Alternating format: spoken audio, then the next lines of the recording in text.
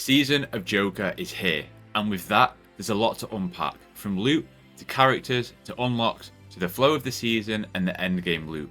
Today, I'm going to be breaking down how Season 1, Season of Joker in Suicide Squad Kill the Justice League works. Before we get stuck in though, if you're looking to stay up to date on Suicide Squad Kill the Justice League with guides, opinions and builds, scroll down, hit the subscribe button because I've got you covered, and I'd appreciate it, you know? Right. Let's get into it. So, few things to start off with. I was going to make this video both a guide and my own personal thoughts on the season, but I just want a little bit more time with tier 3 Scarecrow loot and just messing around with a few builds in general before I can really give my own review and thoughts on the season on the whole. So that will be my next video. There's both positives and negatives in the season for sure. We obviously didn't really know what to expect with it being the first season. If you played any other looter shooter live services, or just looters in general, think of this seasonal structure more of a Diablo season than a Destiny season.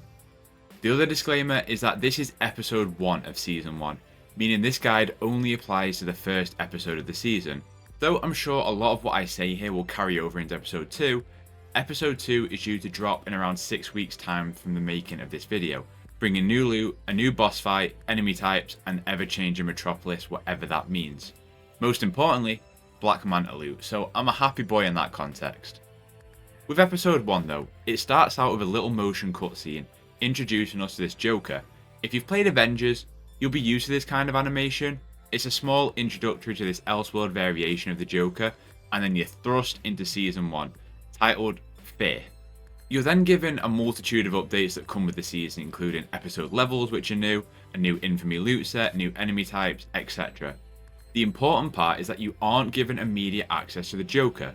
The game tells you that you're going to need to reach episode level 35, and although they recommend 40, let me tell you, 35 is all you need to beat the Mayhem mission, which is fighting a new variation of Brainiac. The alternative is that you can pay $9.99 and unlock him immediately. First of all, don't do that. Unlocking Joker through the normal means is an integral part of the season anyway, for one humongous reason. You cannot progress your mastery levels until you do the Mayhem Incursion and beat Brainiac. This means that the 6 incursions that they've added with this Joker season, outside of the Killing Time variants, cannot be progressed past the difficulty of sweating bullets until you beat Brainiac and obtain the Joker. If you want to spend $9.99, fair enough, but do it on those nice Joker costumes in the shop, which is way more worthwhile of your money. So, episode levels are what is new here. This is just basically obtaining world XP. This comes in a variety of ways, completing world missions, support squad missions, or incursions. Basically, anything that you complete on the map will advance your episode level to some degree. Episode level is not the same as mastery level, character level, or battle pass level. To see episode level, once you open the map, if you hold up on the D-pad controller, it will bring it up to scroll through. Otherwise, you'll just see it there at the top of your map. Increasing your episode level will give you rewards like XP, loot, banners, and a whole variety of items, so it's a nice extra rewards track. If you need the fastest way of getting to level 35, I'll leave a link in the description of my video showcasing the 2 missions that will progress you the fastest, and the alternatives if you can't do those missions. So yeah, I suggest checking that out if you need a fast track. It's taken different time for different people. 45 minutes to an hour seems to be the sweet spot for most people using the right strategy now to get to episode level 35. So, once you've reached episode 35, you will then unlock the Mayhem mission, meaning it's time to go to Brainiac's domain and fight this new Green Lantern variant. This requires taking down a few objectives before taking on the new Brainiac himself. The fight itself is okay, few extra parts from the original Green Lantern boss fight in the base game, but again, more on my thoughts on that in another video. Once you've completed the mission, you'll have rescued the Clown Prince of Crime, and the cutscenes will unfold back at Argus, which we've had previews of, introducing this Joker to the squad and Amanda Waller. This is the main story section of episode 1. Admittedly, very whelming. After those cutscenes take place, you can now play as the Joker, and he seems to start out at level 10 for everybody, meaning Rocksteady gave us a leg up in making him feel pretty good from the start. To add the Joker to your squad, you either talk to Rick Flag at Argus HQ in the Hall of Justice, or you can rotate him in using your squad menu on the main menu using swap hero.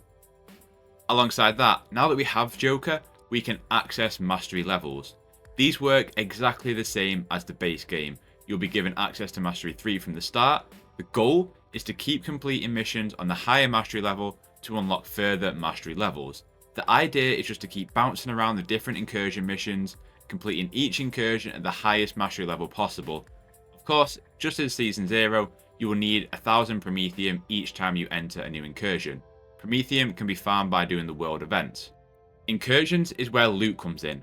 In this episode, the Infamy set is focused all around Scarecrow and added a new affliction or damage type I think is more appropriate, which is Fear.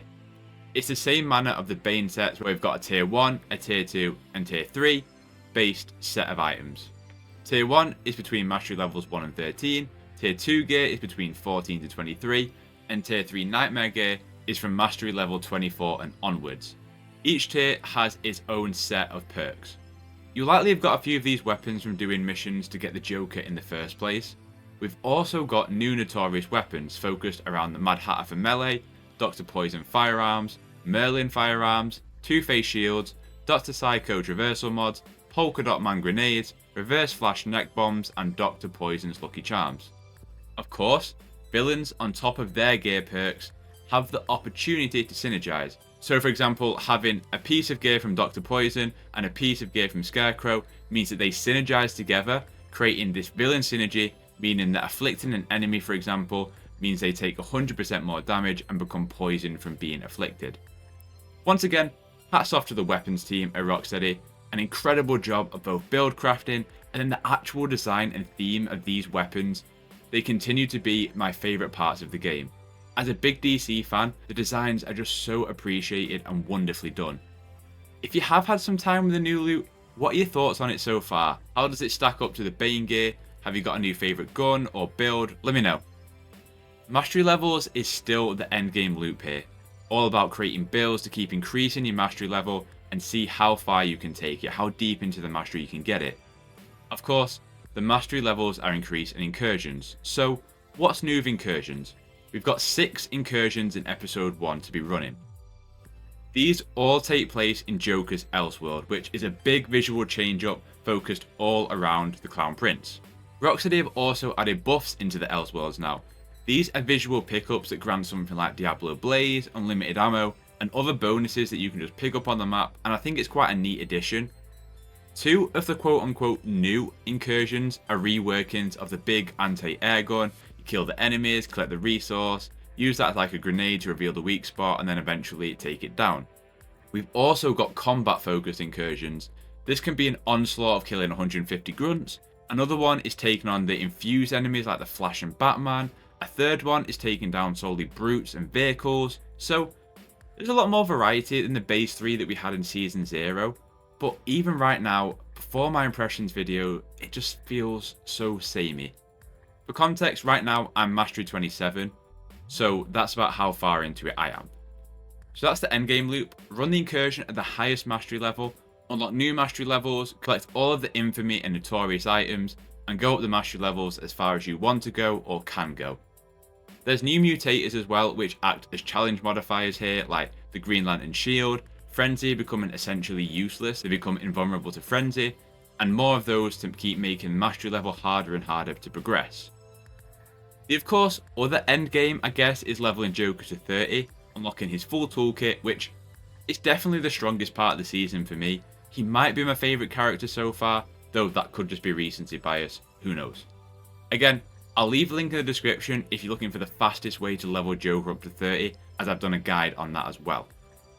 As for other parts of the season, we've got our first battle pass, which contains emotes, banners, win poses, lose poses, and access to the Wayne Tech outfits and all of their different colorways. The battle pass is progressed again by completing missions, incursions, and support contracts, which, if you fulfill the daily requirements of those contracts, can net you a good amount of battle pass XP towards leveling it up. I think it's around 600 XP for doing the daily contract requirements. Buying the battle pass and then completing it will return the same amount of in-game currency as what you bought it for, meaning you can then buy the next battle pass, or you've got the amount to go and buy something in the store if you like. The battle pass doesn't expire, but it does quote unquote end in 90 days, so it looks like we'll hit season 2, if we get one, around July 4th. Incursion missions net around 50 battle pass per run, so in terms of looking to get your battle pass done as fast as possible, I would recommend using contracts as much as you can. I think it's your best bet for battle pass progression. There is a free track too, which earns you Deadshot's Wayne Tech outfit for free and some currency, which I think is always a nice touch, and I would argue that Deadshot has the best Wayne Tech armor, so it's a win-win on that front.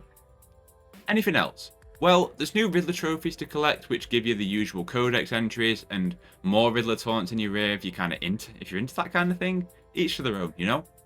I swear, if we don't get to put a bullet in that man's brain by the end of this, after all these trophies over the years, what was the point, you know? There's also more Riddler AR challenges, which I recommend doing because they net some colour swaps for the Joker's base outfit, which you obviously unlock, and you want to get since the only other obtainable free outfit for Joker is his Twitch Drops outfit. Plus, the colour swaps are pretty nice, alongside Harley and Shark getting another one too. We've all been asking the same question about strongholds though, since they're on the roadmap and nobody was speaking about them, and it looks like strongholds are actually the friends we made along the way. No, really, they're actually just the Joker-themed Terraformer and the Bug Farm missions throughout Metropolis. All this time, I thought they were going to be like some kind of mini dungeon, but boy, I definitely have thoughts on this, let me tell you. There's also a small shop update which has the homemade Justice League suits, which are like, yeah, cool, I don't know. I'm not exactly like, hey, let me throw money at your store, but ever since the release, the store's been like kinda underwhelming, especially when you got so much history to pull from, especially Joker and Harley. But Joker does have like his base design in the store too, so that's looking pretty good. Anyway, that is your complete guide to Season 1, Episode 1. Unlock Joker, level up Joker, get the new loot, and then it's up to you how much you want to grind out mastery and experiment with builds. I don't believe there's any weekly updates or anything. I think this is it now until Episode 2 in 6 weeks. Once Episode 2 hits, I'll be sure to drop a new guide around that. For now, if you found this guide useful, dropping a like on the video helps a ton. It really helps me out, and I would really appreciate it. If you've been playing Season 1, what are your thoughts so far? Give me your positives, your negatives, what are your thoughts on the Joker? How does he rank to the rest of the squad for you? Do you like the new incursions? Do you like the theming of them? I'd love to talk with you in the comments down below. Like I say, I want a bit more time before I put my overall thoughts out there once I've used all the new loot and created some builds, so if you're looking to hear those thoughts or just stay up to date on Suicide Squad and other comic book games in general, hit the subscribe button because I've got you covered. Have a terrific day, and I'll catch you in the next one.